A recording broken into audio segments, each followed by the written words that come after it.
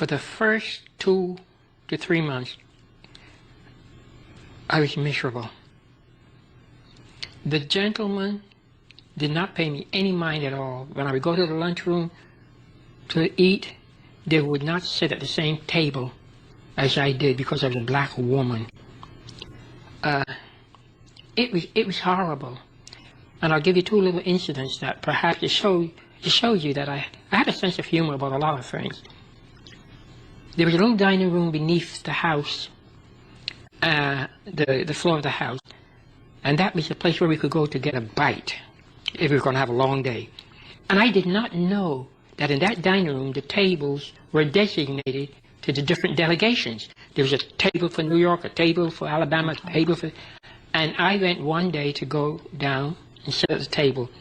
Well, I sat at a table because nobody was sitting there. 10 chairs to the table. And I ordered my lunch. I was very hungry that day. And I got dessert and salads and a little bit of everything put on the table. And I always took the New York Times and read it while I was eating because nobody would sit by me. So this day, I felt something hovering around me. I looked up, and if looks could kill, I would have been dead. Because I was seated at the Georgian delegation table and didn't know it. Oh my goodness! All tables. I was at the Georgian delegation table and didn't know it. And this man stood up and looked at me and said, "You sit at the wrong table." I said, "What did you say?" He said, "I say, you sit at the wrong table." I said, "What table is this?" "Yeah, your delegation." "Oh," I said, "but you see, the tables do not have any labels." I didn't know, but tomorrow I will find out where New York sits here, and then I will go to New York. So I continued to eat. And he continued, "I say, you sit at the Georgian delegation table." And I said, "I say, if you don't move from here, I will so and so and so." But then I began to feel sorry for him because he was hungry. And I decided to use a different psychological approach. And I said, "You're hungry, aren't you?" And it's the first time he gave me a smile because I was nice to him. I said, "You're hungry." He said, "Sure, I'm hungry." I said, "I know what your problem is. Your problem is you cannot sit at this table because a black person is seated at the table. Isn't that right?" He said, "Yeah." I said, "I am going to help you. You see that table over there? There's a table diagonally across from the table I was sitting, and there's nobody at it." I said, "Look, you go over and you sit to that table, you order your lunch. And if anybody bothers you, you tell them, see Shirley Chisholm." And I thought this would embarrass him, but it did not. This was the funniest thing to me. It did not embarrass him. He went right over to the table, and he sat, and he sat down.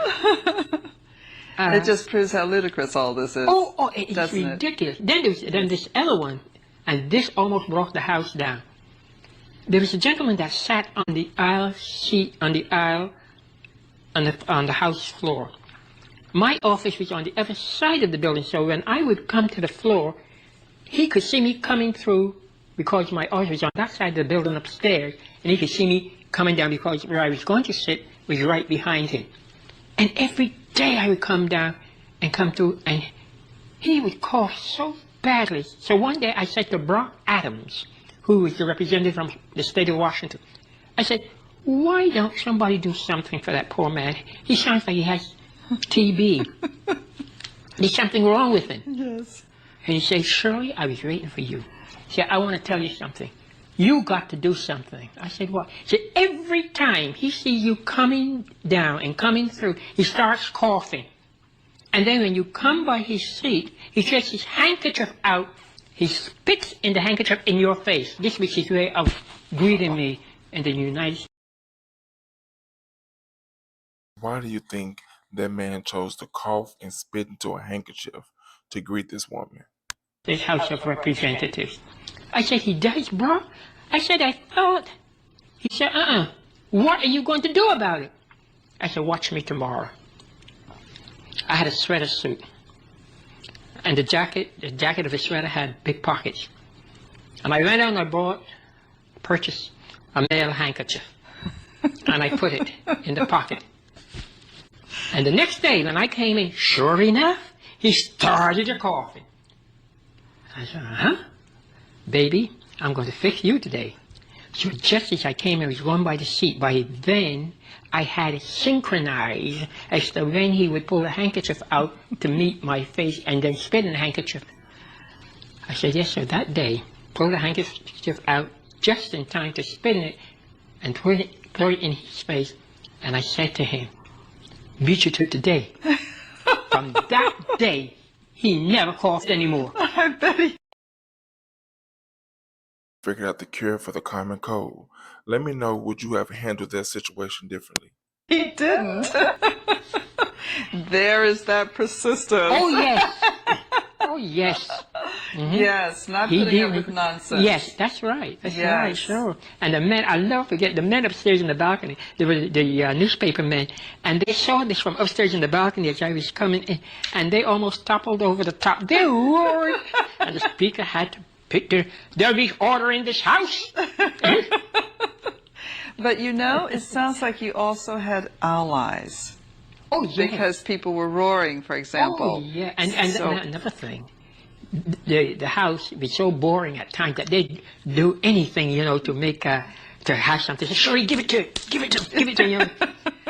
Was it difficult to return to Congress after your campaign for president? No, it was not difficult. I No? became even more popular. I became more popular, More popular. Yeah, more popular. Was there any noticeable change in the way your colleagues treated you in Congress? Oh, yes. What they, happened? They treated me strange. They didn't realize I was so smart. In quotes. They were really, some of them approached me and said, you got a brain. I said, I've always had a brain. They belittle women so badly. Yes. Do you think that that is still a Oh, problem? no, it's gone. No, because the women that we have in Congress now, we have 43 women in Congress. Yes. They give them the business. They do? Oh, yes. They give them the business. I wouldn't be surprised in another 10 years from now. Yes. We don't have half and half. Yes. I will not Let's be hope surprised. so. More and more women are getting the guts and to run. What about for the presidency? Oh, a woman is going to be president. With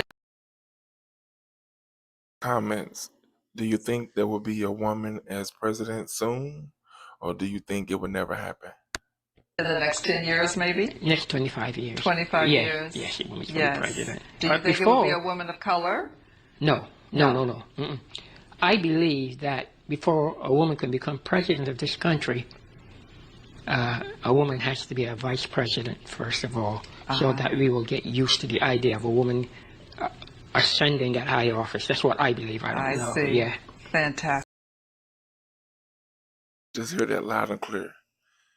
In order for a woman to be president, she feels that that woman will have to be vice president first. Did she just kind of predict the future? Let me know in the comments. In 1982, you decided not to seek another term in Congress. Why did you make that decision? Reagan. Tell us about Reagan. Many of the programs and many of the things that I've been interested in, I saw how they deteriorated. I saw how many things were pushed back on the back burner. And many of the things that I had been involved in were no longer a part of his overall domestic programs. And it was just too much. I said I didn't want to go through it anymore. That was it. That was it. I had enough. Yes, that was it. Mm-hmm. If she would have ran for Congress or continued to run for Congress, do you think it would have made a big difference, or do you think everything would still be the same?